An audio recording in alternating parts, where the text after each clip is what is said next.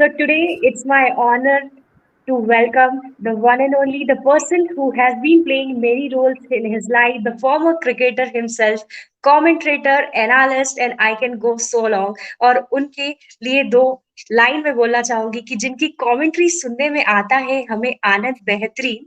Please welcome the one and only Saba Kareem. So, sir, welcome to the show, and we are absolutely having an amazing time to have you on the show, and we are more than moved to have you with us today. Thank you. Thank you so much, Vaishali. I'm also quite excited. So let's start this. Sure sir.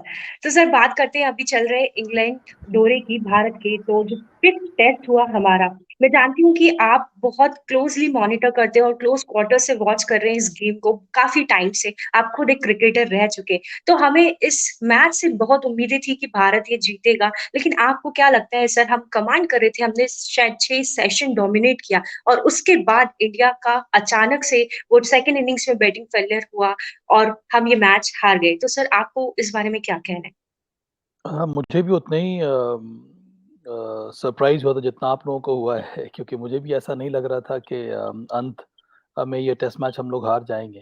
Because एक ऐसी team जो पूरे game को control कर रही थी, इतना बड़ा परिवर्तन, इतने ज़्यादा चेंजेज़ अंत के दिन में या फिर 4th इनिंग्स में देखने को मिला, जो एक्सेप्ट करना बड़ा मुश्किल था।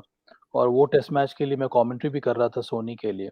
पर अंत में जिस तरह से टेस्ट मैच हुआ, आपको दाद देनी होगी इंग्लैंड की कि उन्होंने कभी भी ये नहीं सोचा कि वो मैच हार सकते हैं। और जब टॉस के समय ही बेन स्टोक्स ने ये कह दिया था कि वो चेज़ करना पसंद करते हैं। इसका मतलब ये भी था कि उनको उनकी प्लानिंग कुछ अलग किस्म की थी। वो ज़्यादा कॉन्फिडेंट फ़ील करते हैं 4th इनिंग्स में चेज़ करने के लिए। उनको लगता है कि 4th इनिंग्स में उतना ज़्यादा चेंजेज़ विकेट में होता नहीं है, विकेट उतना ख़राब होगा नहीं। तो इन सब चीज़ों को ध्यान में रखकर ही उन्होंने पहले गेंदबाज़ी करने का निर्णय लिया था। और भारत की तरफ से 1-2 कई सारी चीज़ें 4th इनिंग्स में ठीक नहीं हो पाई। अब हमा जैसा कि आपने सही कहा कि हमारी बल्लेबाज़ी अच्छी हुई नहीं। सेकंड इनिंग्स में जितना बड़ा हम स्कोर दे सकते थे उनको बनाने के लिए, चेज़ करने के लिए, उतना हम दे नहीं पाए। और उसके बाद अंत में ना हमारी गेंदबाज़ी अच्छी हुई, उस दिन थोड़ी बहुत कप्तानी भी जिस तरह से होनी चाहिए थी, वो हो नहीं पाई। जिस तरह की बॉलिंग होनी चाहिए थी, जिस दिशा में गेंदबाज़ी होनी चाहिए थी, उस प्रकार से हो नहीं पाई। तो कई सारी चीज़ें हमारे विरुद्ध चली गईं, जिसकी वजह से वो टेस्ट मैच हम हार गए। जी, सर आपने जैसे बात करी बॉलिंग के बारे में, तो आपको लगता है इंडिया ने जो वो अपनी डिफेंसिव टेक्निक अपनाई थी, स्पेशली रविंद्र जडेजा जो नेगेटिव लाइन्स पे बॉलिंग कर रहे थे, और मैंने भी आपको कमेंट्री करते हुए ये बात सुनी थी कि अगर आपको यहाँ से मैच जीतना है या ड्रॉ भी कराना है, तो आप इस तरीके से बॉलिंग नहीं कर सकते. तो आपका, और जो इंग्लैंड की अभी नई अप्रोच है बेस्ट बॉल जो काफ़ी फेमस हो रही है, जिसको हम सुन रहे हैं, तो आपको उस बारे में आपकी क्या राय है? देखिए, दूसरी टीम क्या रणनीति के साथ मैदान में उतरती है, उसके बारे में आपको ध्यान देना बहुत ज़रूरी होता है, या फिर आपकी तैयारी उस प्रकार से होनी होती है। अब रवींद्र जडेजा की जो टैक्टिक्स थी, मैं समझ सकता हूँ 3 या 4 ओवर तक आप उसको इस्तेमाल कर सकते हैं, क्योंकि आप प्रयास करते हैं रन को रोकने के लिए। पर जैसे ही आप उस लाइन से बॉलिंग करना शुरू कर देते हैं, तो फिर आप एक संदेश देते हैं बल्लेबाज़ों को कि हम आपको आउट करना नहीं चाह रहे हैं, हम सिर्फ रन रोकना चाह रहे हैं। और ये बहुत ही नेगेटिव एटीट्यूड रहता है गेंदबाज़ों का।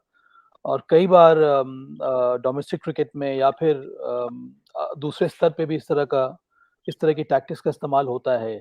पर अंत में अगर आपको टेस्ट मैच जीतना है तो वहाँ पर आपको विकेट्स लेने होंगे। और जब 4th इनिंग शुरू हुई थी इंग्लैंड की, तब सबको पता था कि ये मैच ड्रॉ नहीं होने वाला है। जिस तरह का अप्रोच इंग्लैंड ने दिखाया है, तो हमें प्रयास ये करना था कि हम उनके 10 विकेट लेंगे तभी हम वो टेस्ट मैच जीत सकते हैं।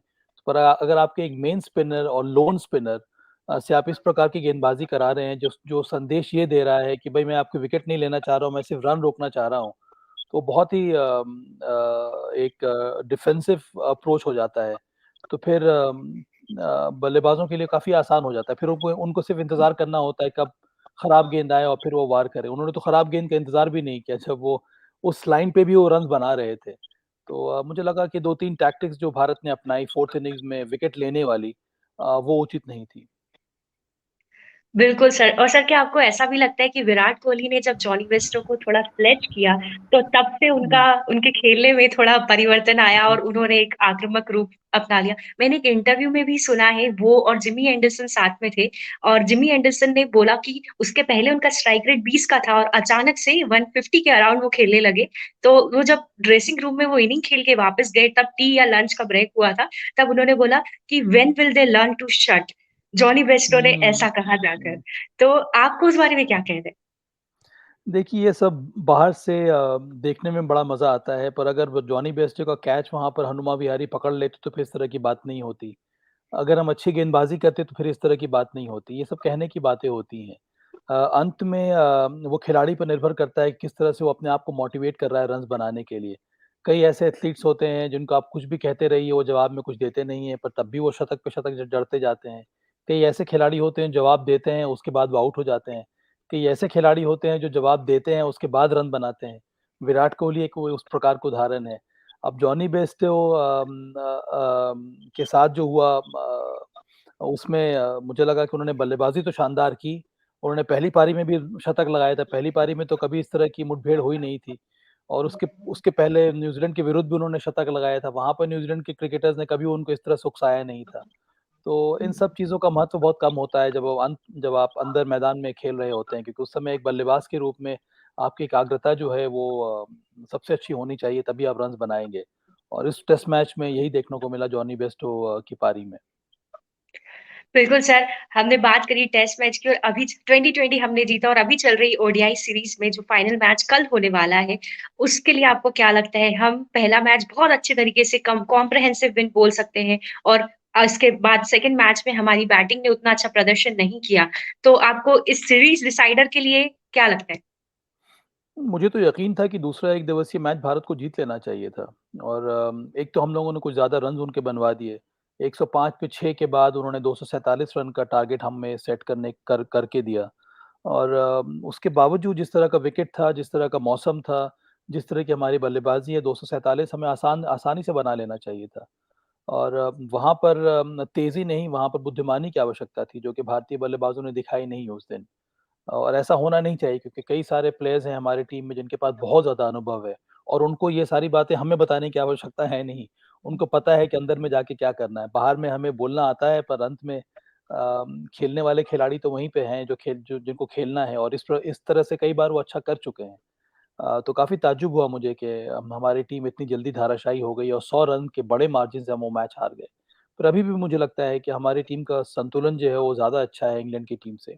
पर अंत में संतुलन का कोई महत्व नहीं है अगर आप उस पर अमल नहीं कर रहे हैं और उस प्रकार से आप प्रदर्शन नहीं दिखा रहे हैं। तो हमारी गेंदबाज़ी काफ़ी अच्छी है, हमारी बल्लेबाज़ी मज़बूत है।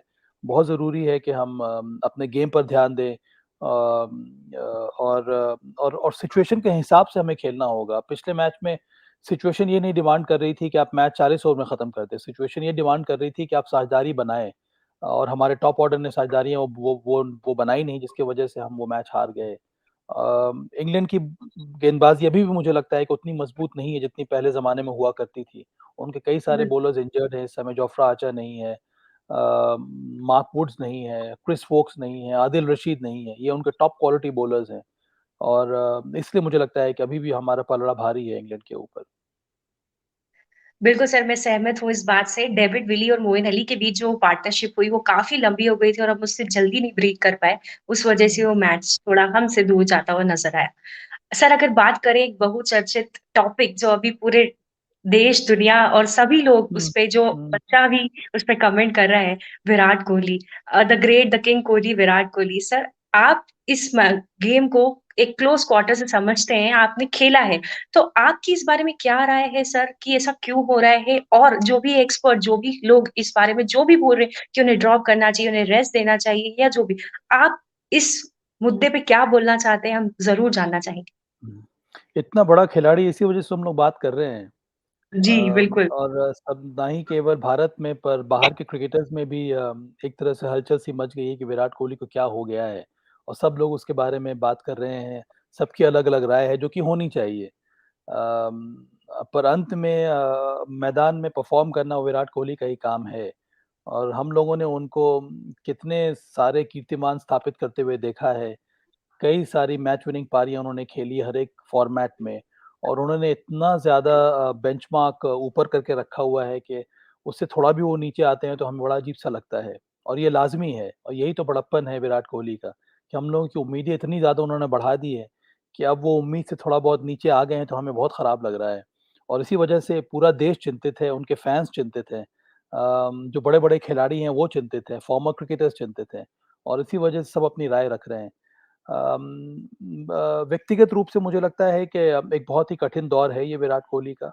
पर उनमें इतनी ज़्यादा क्षमता है, इतनी ज़्यादा एबिलिटी है कि मुझे अभी भी विश्वास है कि वो ज़रूर वापसी करेंगे और वो भी शानदार तरीके से।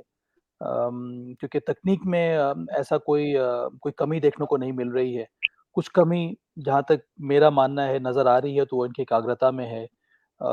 ऐसा कभी भी नहीं लगा कि कोई पर्टिकुलर गेंदबाज़ उनको तंग कर रहा हो। तो अंत में जो लड़ाई वो लड़ रहे हैं, वो अपने अंदर के ही डीमन से वो लड़ाई लड़ रहे हैं। और ये एक बहुत ही कठिन फ़ेज़ है पर कई सारे टॉप एथलीट्स इस फ़ेज़ से गुज़रते हैं। न ही केवल क्रिकेट में पर अन्य स्पोर्ट्स में भी। और ये अगर हाँ, तो ये इस बात को समझना भी बहुत ज़रूरी है विराट कोहली के लिए और थोड़ा शांति के साथ, थोड़ा अपने आप समय अपने अपने साथ समय बिताने के बाद ही आप यहाँ से निकल सकते हैं। देखिए, उनको कई तरह की सलाह तो ज़रूर उनको मिल रही होगी। पर अंत में खिलाड़ी को खुद चूज़ करना होता है कि कौन-सा पाथ उसको लेना है, कितनी मेहनत करनी होती है, क्या-क्या गलतियाँ वो कर रहा है, अपने गेम को एनालाइज़ करना, इंट्रोस्पेक्ट करना तभी वो वापसी कर सकते हैं। तो और मुझे पूरा विश्वास है कि वो वापसी ज़रूर करेंगे। जी, बिल्कुल सर, हम भी इस बात में ज़रूर बिलीव करते हैं कि वो वापसी करेंगे। पर जैसा कि आपने कहा, मुझे भी ये लगता है कि वो थोड़ा उनके नेचुरल गेम के विपरीत खेल रहे हैं। वो अग्रेसिव होना चाह रहे हैं हर बॉल पे। जबकि हमने विराट कोहली को हमेशा देखा है कि वो शुरू की 4-5 बॉल लेते हैं और फिर उनमें इतनी काबिलियत है कि उन बॉल को कवर अप करने की वो क्षमता रखते हैं। तो जैसे कि पहले मैच में भी हुआ था कि उनके 2 शॉट्स बहुत बेहतरीन लगे। उन्होंने 6 एक स्ट्रेट ड्राइव मारा, बहुत ही बेहतरीन शॉट और फिर 3rd बॉल पे वो आउट हो गए। तो ऐसा नहीं कि वो बहुत ही अजीबो-गरीब तरीके से आउट हो रहे हैं, बट मुझे ऐसा लग रहा है वो खुद अपना विकेट गिफ्ट करके जा रहे हैं बॉलर्स को। बॉलर कुछ एक्स्ट्रा नहीं कर रहा, वो सिर्फ़ एक साइकोलॉजिकल एडवांटेज उन पे दिया जाता है। एंड आई एम श्योर जैसा आपने कहा उनके पास बहुत सारे एडवाइज़र होंगे, सचिन तेंदुलकर, विराट कोहली खुद और MS Dhoni just a call away they must be और वो एबी डिविलियर्स को बहुत एडमायर करते हैं। लेकिन अल्टीमेटली जो आपने बात कही वो इम्पोर्टेंट है कि उन्हें खुद समझना होगा कि एडवाइस लेने के बाद उनको एडॉप्ट करनी है और उसको उस पे काम करना है। तो बिल्कुल सर और एक और बात इसके साथ मैं ये कहना चाहूँगी कि वेस्ट इंडीज़ दौरा जो होने वाला है, उनमें से विराट कोहली को आराम दिया गया है। तो आपको लगता है ये आराम इस टाइम पर लेना सही था या फिर एक कोई भी खिलाड़ी खेल कर ही फ़ॉर्म में लौटता है, तो उन्हें वो ये गेम या ये सीरीज़ खेलनी चाहिए थी? देखिए लॉजिकली तो यही होना चाहिए था कि उनको वेस्ट इंडीज़ में जाके मैदान में उतर के रन्स बना के फ़ॉर्म में वापस आना चाहिए था। पर अंत में हमें ये भी समझना होगा कि विराट कोहली इतने सालों से खेलते आ रहे हैं। उनको हमें उतनी जगह देनी होगी, उतना स्पेस देना होगा ये डिसाइड करने के लिए कि सबसे सही रास्ता उनके लिए क्या है, वापस आकर रन बनाने का। और अगर उनको ये लगता है कि यहाँ पर उनको ब्रेक चाहिए और फिर वो वापसी करेंगे एशिया कप में और उनके लिए वो सही होगा, तो तो वो स्पेस जो है उन्हें हमें देना होगा और देना चाहिए भी क्योंकि वो हमारे लिए बहुत ही महत्वपूर्ण खिलाड़ी हैं। हम लोग बाहर बैठ के कई सारी बातें कर सकते हैं कि उनको ये मैच खेलना चाहिए था, उनको इस तरह से बल्लेबाज़ी करनी चाहिए थी। जैसे कि आपने बताया, जिस तरह से हम लोग इस समय चर्चा कर रहे हैं कि अंत में खिलाड़ी को खुद सोचना होता है और निर्णय लेना होता है कि उसके लिए सही रास्ता क्या है। और ऐसा प्रतीत हो रहा है कि विराट कोहली ने ये डिसाइड किया है कि सही रास्ता उनके लिए यही है कि थोड़ा समय वो गेम से हटकर अपने फैमिली के साथ बिताएँ। और ये भी एहसास होना बहुत ज़रूरी है कि क्रिकेट के अलावा भी एक ज़िंदगी है और उसमें भी हर दिन हर हर सुबह धूप निकलती है और रात होती है और फैमिली के साथ बिताने में भी एक अलग प्रकार का एन्जॉयमेंट मिलता है। तो इन सब चीज़ों का एहसास आने से आप गेम से थोड़ा बहुत दूर हो जाते हैं और फिर आप वापस एक अलग जोश के साथ आते हैं। तो मुझे मेरे कहने का तात्पर्य ये है कि इतना बड़ा खिलाड़ी है, अगर वो इस तरह से वापसी अपनी प्लान कर रहा है, तो हमें उस तरह से उनको स्पेस देना चाहिए, जो कि टीम के हित में भी है और उनके हित में भी है। बिल्कुल सर और जैसा कि आपने कहा कि बड़े खिलाड़ी के ही जिन उनकी बात उन्हीं की होती है जिनमें कुछ बात होती है। जी हाँ, विवेक राजदान सर को हमने काफ़ी सुना है ये बोलते हुए और विराट कोहली की जितनी ये बातें हो रही है, शायद कहीं क्रिकेटर के करियर से भी लंबी उनकी ये स्पैन निकल गया है। हुँ, तो उसी से जी। हमें ये दर्शाया जाता है कि वो कितने महान खिलाड़ी हैं। सर आगे चलते हैं और मैं आपसे जानना चाहूँगी कि आपकी 2020 वर्ल्ड कप के लिए आपके 11 या फिर आप किन 15 लोगों को अपने स्क्वाड में रखना चाहेंगे सर? देखिए 15 तो काइंड ऑफ बन गई है, पर वो अभी भी चयनकर्ता डिसाइड सोच रहे होंगे कि कौन से खिलाड़ी, आई थिंक फिटनेस बहुत बड़ा फैक्टर है यहाँ पे। और हम लोगों ने देखा है कि पिछले 1-2 साल में कितने सारे परिवर्तन करने पड़े हैं चयनकर्ताओं को, उनके लिए काम बहुत ज़्यादा कठिन रहा है। आप टीम को कंसीव करते हैं, उसके बाद कोई खिलाड़ी इंजर्ड हो जाता है, तो फिर आपको कोई रिप्लेसमेंट लाना होता है। इसी वजह से अभी जैसा देखने को मिल रहा है, करीब 18 से 20 कोर प्लेयर्स हैं, उन्हीं में से मुझे लगता है कि 15 चुने जाएँगे। तो एक तरह से अगर आप देखें तो 15 तो वही है जो जो मेरे ख़्याल में आपकी भी होगी। 1 या 2 खिलाड़ी ऊपर-नीचे होते रहते हैं। और 11 तो मेरे हिसाब से वही होगी जो जो पिछला मुकाबला इंग्लैंड के विरुद्ध हुआ था। कुछ उस तरह से हो सकता है कि 15 में एक एक आपको और स्पिनर चाहिए होगा। और वो स्पिनिंग ऑप्शन आपके पास कई सारे हैं। कुलदीप यादव को यहाँ पर ट्राई आउट किया जा रहा है, आर अश्विन है। वॉशिंगटन सुंदर अभी भी अनफिट हैं, अगर वो फिट हो जाएँगे तो वो भी मिक्स में आ सकते हैं, उनका भी उनके बारे में भी चयनकर्ता सोच सकते हैं। उसके अलावा बल्लेबाज़ी क्रम जो है या फिर जो बैटर्स हैं वो उन्होंने अपने आप को चुन लिया है। केएल राहुल जब फिट होंगे तो वो वापस आ जाएँगे, विराट कोहली हैं, दीपक हुडा हैं, सूर्य कुमार यादव हैं, तो आपके पास कई सारे विकल्प मौजूद हैं। उसमें ज़्यादा परेशानी होनी नहीं चाहिए। पेस बॉलर्स में अगर आप देखें बुमराह, भुवनेश्वर कुमार, हर्षल पटेल, आवेश खान और अर्शदीप सिंह, वो निर्भर करता है कि आप 4 पेस बॉलर ले जाना चाहें या फिर 5 पेस बॉलर ले जाना चाहें। तो ज़्यादा इसमें अब जगह बची नहीं है।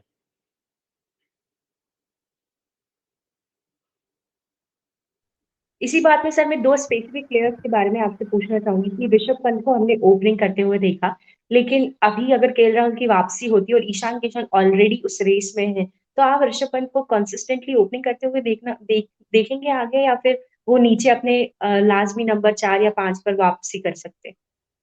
देखिए, ऋषभ पंत के साथ ओपन करना एक बहुत ही शानदार विकल्प हो सकता है। और वो इस वजह से है क्योंकि एक ऐसा खिलाड़ी जिसने रेड बॉल क्रिकेट में टेस्ट मैचेस में इतना बेहतरीन प्रदर्शन किया है, उसने व्हाइट बॉल क्रिकेट में अभी तक उतना अच्छा प्रदर्शन दिखाया नहीं है। पर जिस प्रकार के फॉर्म में हैं, आप नहीं चाहते हैं कि उनको टीम से बाहर रखा जाए। तो आपकी कोशिश यही होगी कि उनके लिए कुछ ऐसा स्लॉट बनाया जाए जहाँ पर वो बेहतरीन प्रदर्शन दे पाएँ टीम के लिए। नंबर 4 पर उनको ट्राई आउट किया गया है, वहाँ पर उतनी सफलता उनके मुल इनको उनको मिली नहीं है।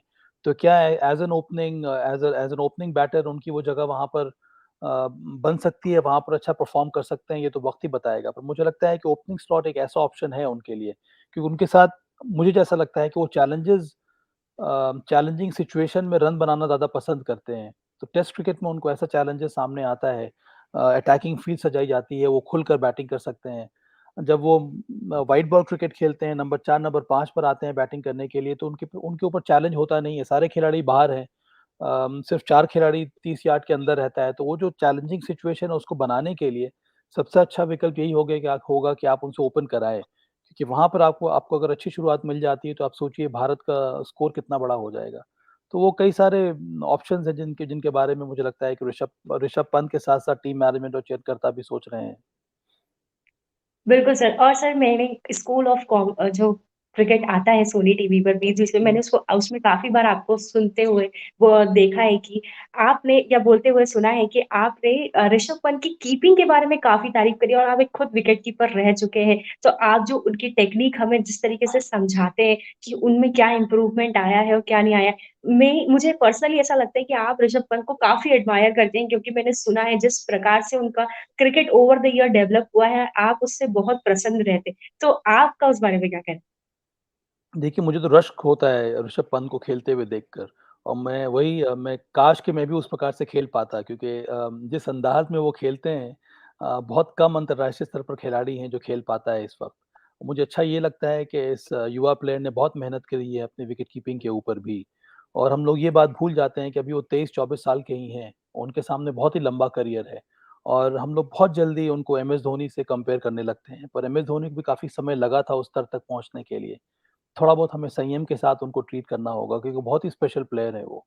ऐसे प्लेयर्स जो अपने गेम पर हमेशा मेहनत करते हैं और करना चाहते हैं, वैसे खिलाड़ी मुझे पसंद आते हैं और ऋषभ पंत उनमें से एक ऐसा खिलाड़ी है। बल्लेबाजी में ज़बरदस्त प्रदर्शन रहा है, विकेट कीपिंग में पिछले 1-2 साल में बहुत बड़ा इम्प्रूवमेंट देखने को मिला है और उतना आसान नहीं होता है अंतर्राष्ट्रीय स्तर पर कीपिंग करना। डिफरेंट कंडीशंस में उन्होंने कीपिंग की है, भारत में स्पिनिंग ट्रैक पे कीपिंग की है, बाहर में इंग्लैंड में जो कि बहुत टफ होता है कीपिंग करना पेस बॉलर्स के विरुद्ध, वहाँ पर उन्होंने शानदार कीपिंग की है। फुटवर्क में इम्प्रूवमेंट है, उनके कंसंट्रेशन लेवल्स में इम्प्रूवमेंट है, उनके ग्लव वर्क में बहुत बड़ा इम्प्रूवमेंट है। तो ये सारी चीज़ें बहुत ही अच्छा संकेत है ऋषभ पंत के लिए भी और भारतीय टीम के लिए भी। बिल्कुल सर, जिस तरीके से आपने एक्सप्लेन किया समझ में आता है कि आप कितना एडमायर करते हैं हुँ, हुँ। उनको। अगर सर बात की जाए रोहित शर्मा की कप्तानी की, तो जब से उन्होंने फुल टाइम कैप्टन इस इंग्लैंड दौरे से अपना कार्यभार सँभाला है, तो हमें एक अप्रोच में चेंज नज़र आया है भारतीय खिलाड़ियों के जिस प्रकार से उन्हें खेलना स्टार्ट किया है। तो आपको उनकी कप्तानी को लेकर और भारत की इस अप्रोच को लेकर क्या कहना है? देखिए, रोहित शर्मा ने एक बहुत ही स्ट्रॉन्ग संदेश दे दिया है अपने टीम मेंबर्स को कि व्हाइट बॉल क्रिकेट में एक बहुत बड़ा परिवर्तन लाने की आवश्यकता है और वो है एक आक्रामक रवैये के साथ मैदान में उतरना, बल्लेबाज़ी करना, गेंदबाज़ी करना, फील्डिंग करना, ये सारे चीज़ों में चेंजेस देखने को मिल रहा है। और रोहित शर्मा ने जिस तरह की शुरुआत की है, उन्होंने खुद अपने बल्लेबाज़ी से ही दिखाया है कि आपको भी इसी प्रकार से बल्लेबाज़ी करनी होगी। देखिए अंतर्राष्ट्रीय ये जो क्रिकेट होता है विशेष करके अब तो तीनों फॉर्मेट में ये बहुत जल्दी चेंज होता रहता है और ये बहुत ज़रूरी है कि भारतीय टीम भी इस चेंज को समझे और हमेशा प्रयास करे कि विपक्षी टीमों से वो आगे रहे, अपने सोच में भी और अपने खेलने के अंदाज में। और ये बात को समझना और उस पर अमल करना वो बहुत ज़रूरी होता है और इसके लिए सबसे पहला कदम जो किसी को उठाना होगा तो वो है कप्तान को और वो काम इस समय रोहित शर्मा ने शुरुआत कर दी है। अब आने वाले समय में कितनी सफलता मिलती है उनको, वो तो वक़्त ही बताएगा। पर कम से कम ये एक बहुत ही पॉज़िटिव शुरुआत है रोहित शर्मा की। नहीं केवल उनके बल्लेबाज़ी में या फिर फ़ील्ड सेटिंग्स में या फिर गेंदबाज़ी में, पर बहुत बड़ी बात है कि जिस तरह से चयन उन्होंने किया अपने प्लेयर्स का, तो टीम का जो संतुलन है उसमें ज़्यादा विश्वास वो दिखा रहे हैं अपने बॉलर्स के ऊपर कि 5 बॉलर्स के साथ आपको मैदान में उतरना चाहिए और 6 मेरे पास बैटर्स हैं जो हमें मैच जिताएँगे, हमें रन बनाएँगे। तो इस तरह का जो टीम का बैलेंस है ये दर्शाता है कि उनका रवैया बहुत ही ज़्यादा आक्रामक है। बिल्कुल सर, जैसा आपने कहा कि a captain gives the command and a leader leads by the example, तो बिल्कुल रोहित शर्मा वो करते हुए हमें नज़र आ रहे हैं। सर आगे बढ़ती हूँ, मैं जा एक मेरा क्वेश्चन मैं ये जानना चाहती हूँ कि दिनेश कार्तिक और दीपक हुडा जिन्होंने आयरलैंड में एक शानदार शतक लगाया और उसके बाद इंग्लैंड दौरे में उन्हें मौके नहीं मिले क्योंकि लाज़मी बात है कि जो हमारे फ्रंट रनर प्लेयर है वो टीम में थे। तो आपको ऐसा लगता है कि दिनेश कार्तिक जिनका आईपीएल के बेसिस पे चयन हुआ था, उन्होंने पिछले कुछ अ, स आईपीएल में जो उनका सीज़न घटा है, बहुत ही शानदार परफ़ॉर्मेंस किया और एक फिनिशिंग रोल जो हम देख रहे थे, वो हमसे उनको देखने मिला। लेकिन दीपक हुडा भी उस रोल में बखूबी अ, क्या वो काम कर सकते हैं? क्योंकि दिनेश कार्तिक की पिछली सीरीज़ हम बोल सकते हैं कि इतनी ख़ास नहीं रही जितना हम उनसे एक्सपेक्ट कर रहे थे। तो दीपक हुडा जो एक अच्छे रेड हॉट फ़ॉर्म में नज़र आ रहे हैं वो, प्लस हमें एक एक एडवांटेज है कि दीपक हुडा बॉलिंग भी कर सकते हैं। तो क्या एक वो अल्टरनेटिव कंसिडर किया जा सकता है? देखिए कई सारे विकल्प हैं। एक तो ये होता है कि टी20 मुकाबले में बहुत जल्दी हम लोग डिसाइड करने शुरू कर देते हैं कि ये खिलाड़ी अच्छा नहीं है, ये खिलाड़ी को बाहर हो जाना चाहिए, दूसरे खिलाड़ी को आना चाहिए। कि टी20 इतना फ़ास्ट गेम है, हर मैच में अगर हम उम्मीद करेंगे कि खिलाड़ी आकर रन बनाए या फिर अच्छा परफ़ॉर्म करे, वो होने वाला नहीं है। तो थोड़ा बहुत मुझे हुँ, लगता है कि संयम के साथ आपको ट्रीट करना होगा प्लेयर्स को। दीपक हुडा को जो स्लॉट मिला हुआ है अभी एक नंबर 3 बल्लेबाज के रूप में वो बहुत ही अच्छा है उनके लिए क्योंकि उनका प्रोफ़ाइल कुछ इस तरह का है। पेस बॉलर्स के विरुद्ध, स्पिनर्स के विरुद्ध अच्छा शॉट्स लगा सकते हैं, अच्छे फ़ॉर्म में हैं, तो उनका इस्तेमाल इसी वजह से ऊपर किया जा रहा है। दिनेश कार्तिक का अलग स्पेसिफ़िक रोल है, वो एक फिनिशर का रोल है और हर खिलाड़ी हर रोल में अच्छा करे ये मुमकिन नहीं है। क्योंकि उसके पीछे बिल्कुल, थोड़ी बहुत तैयारी भी करनी होती है। तो इस समय जो प्रयास है, वो यही है कि दिनेश कार्तिक एक फिनिशर का रोल अदा करें और ऐसे भी काफ़ी समय है अभी। विश्व कप अभी नहीं होने वाला है, विश्व कप होने वाला है अक्टूबर में और उसके पहले कई हुँ, सारे मैचेज़ हैं। तो जैसे कि मैंने कहा कि कोर आपकी टीम बन चुकी है, पर 2 या 3 प्लेयर ऊपर-नीचे होते रहेंगे। 2 या 3 प्लेयर हो सकता है कि उनके स्लॉट्स भी बदले जाएँ। तो इस समय विकल्प कई सारे हैं भारतीय टीम के पास और राहुल द्रविड़ के पास, जो कि अच्छी बात है। बिल्कुल। और अंत में बहुत ज़्यादा ज़रूरी है कि आप जब तक विश्व कप शुरू हो आप कम से कम 1 महीना पहले जो 3 या 4 मैचेस होने वाले हैं, तब तक आप डिसाइड कर लें कि खिलाड़ी का स्लॉट क्या होना चाहिए, उसका प्रोफाइल क्या होना चाहिए। बिल्कुल सर। सर बिल्कुल समय को मद्देनज़र रखते हुए मैं आखिरी आपसे 2-3 क्वेश्चन पूछकर इस सेशन को एंड करना चाहूँगी। तो सबसे पहले तो सर आपकी फ़ेवरेट क्रिकेटिंग मेमोरी आप वो बताइए आप? फेवरेट क्रिकेटिंग मेमोरी मेरी तो वही है जब मैंने अपना टेस्ट मैच डेब्यू किया था। ये 2000 की बात है, बांग्लादेश के विरुद्ध। और क्रिकेटिंग मेमोरी सबसे अच्छी कौन-सी हो सकती है, 1983 वर्ल्ड कप। वो वो मैच जो हम लोग देख रहे थे, वहाँ से बहुत कुछ सीखने को मिला। बहुत बहुत ज़्यादा प्रोत्साहित हुए थे हम, मेरे साथ वाले कई सारे क्रिकेटर्स। और वहाँ से ये स ये सोच आना कि हम लोग भी क्रिकेट को अपना करियर बना सकते हैं, वो बहुत बड़ी बात है। और उसमें 1983 की जो जीत है, वो बहुत बड़ा हिस्सा रहा है। बिल्कुल सर। अगर सर बात करें आने वाले वर्ल्ड कप की तो आपको जो हमारा अभी पूल है क्रिकेटर्स का उसमें क्या लगता है आपको कि ये प्लेयर हमारे लिए वो वर्ल्ड कप में बहुत इम्पोर्टेंट होने वाला है? जैसे आप बोल सकते हैं आपका की प्लेयर आपके हिसाब से? अम, कई सारे हैं, वैशाली। इस समय एक प्लेयर को के बारे में सोचना, पर मुझे लगता है कि ऐसे खिलाड़ी जिनको ज़्यादा मौका मिलेगा 20 ओवर खेलने का, उनका रोल अहम है। इसी वजह से मैं वापस जा रहा हूँ रोहित शर्मा के ऊपर, क्योंकि वो कप्तान है, ओपन करेंगे। फिर जसप्रीत बुमराह एक इम्पोर्टेंट प्लेयर हो सकते हैं। आपको एक फिनिशर की ज़रूरत होगी। हार्दिक पांड्या एक बहुत ही इम्पोर्टेंट रोल अदा कर सकते हैं, क्योंकि एक ऑलराउंडर हैं। और ऐसे मल्टी डायमेंशनल प्लेयर्स का रोल बहुत ज़्यादा होता है, विशेष करके टी20 में। ऐसे तो हर एक फॉर्मेट में होता है, पर चूँकि विश्व कप आने वाला है, मुझे उम्मीद है कि हार्दिक पांड्या अपने आप को फिट रखेंगे और वहाँ पर वो अच्छा परफ़ॉर्म करेंगे। बिल्कुल सर, हम भी यही उम्मीद करते हैं। सर आपके फ़ेवरेट को कमेंटेटर? मुझे मज़ा आता है सभी के साथ, ऐसी कोई बात नहीं है। हम लोग बहुत कुछ सीखते हैं एक-दूसरे से। तो कई ऐसे प्लेयर, और ये सब हम लोग खेल चुके हैं एक साथ, तो फिर उस तरह की बातें होने लगती हैं। और जो आपने मैदान में देखा है, जो एक्सपीरियंस किया है, कोशिश यही होती है कि कमेंट्री करते वक़्त भी आप उस तरह के एक्सपीरियंस को शेयर करें। और प्रयास ये होता है कि हम चूँकि सब लोग खेल चुके हैं अंतर्राष्ट्रीय स्तर पर या फर्स्ट क्लास क्रिकेट में, और हम सब लोगों ने अपने-अपने करियर में कई सारी गलतियाँ की हैं और वहाँ से सीखने की कोशिश की है। तो कोशिश यही होती है कि अंत में जब आप कमेंट्री करें तो आप उस तरह से लेक्चर ना करें क्रिकेटर्स को, क्योंकि अंदर में उनको पता है कि वो क्या कर रहे हैं। जिस तरह से हमें पता था हमें क्या करना है, पर कई बार चाहते हुए भी आप गलती कर बैठते हैं। तो इन सब चीज़ों का ध्यान रहता है। अ, बिल्कुल सर, लेकिन सर मैं कहना चाहूँगी कि डेफ़िनेटली जब आप कमेंट्री में होते हैं तो मुझे बहुत मज़ा आता है सुनने में और बहुत-बहुत मैं शुक्रिया। बहुत एडमायर करती हूँ आपको। सर मैं चाहती थी कि ये सेशन और लंबा हो क्योंकि आपसे सवाल तो बहुत रहेंगे, लेकिन मैं आखिरी एक चीज़ जो है पूछना चाहूँगी कि आप हमारे लिए क्या संदेश देना चाहते हैं? क्योंकि हम भी इसी राह पे आगे अग्रसर होके we also want to be the commentator someday और द एनालिस्ट समडे तो आप हमें क्या संदेश देना चाहते हैं? आप सब लोग इतना अच्छा काम कर रहे हैं, आप सब लोगों ने अपने-अपने यूट्यूब चैनल्स खोल दिए हैं, आप एड्रेस कर रहे हैं पब्लिक को, फैन्स को, फॉर्मर क्रिकेटर्स को आप लोग जोड़ रहे हैं, इससे बड़ी बात और क्या हो सकती है? और आज के ज़माने में डिजिटल मीडिया में एक शानदार प्लेटफ़ॉर्म है, अपने व्यूज़ को आप एक्सप्रेस कर सकते हैं। और मुझे लगता है कि आने वाले समय में ये जो मीडिया में और ज़्यादा खुल जाएगा, और अगर ये ज़्यादा खुलेगा तो आप जैसे यंग जनरेशन जो कमेंट्री करना चाहते हैं, उनके लिए भी जगह ज़रूर होगी। और अगर आपकी भाषा अच्छी है, अगर आपकी सोच सही है, अगर आप गेम को एनालाइज़ कर रहे हैं, गेम को समझ रहे हैं, तो फिर आप सब लोगों की जगह ज़रूर हो सकती है। Yes sir. सर आप स्पोर्ट्स विद ब्रोस के बिल्कुल कुछ सर, व्यूअर्स को कुछ कहना हमें चाहोगे sir? My best wishes to all of you. इस तरह से क्रिकेट के साथ जुड़े रहिए। क्रिकेट इस समय अलाइव है, क्रिकेट के फैन्स बहुत सारे हैं, क्योंकि आप सब लोगों का कंट्रीब्यूशन उसमें रहता है। So yes, I wish you lot of success in your endeavour, and hopefully we will catch up soon. Thank you so much sir, it thank was a you. Great having you here और आपने जिस तरीके से सब questions के answer करे sir, बिल्कुल बहुत ही एक मेरे लिए ऑनर की बात है आपसे बात करना और ज़रूर हमारी फिर से मुलाकात हो। All the best sir, thank you so much for thank thank you you. Coming. Sir. Thank you sir. Thank thank you you. Sir. Thank you. Bye bye. Have a good day. Bye. Bye bye. Bye. Thank you so much.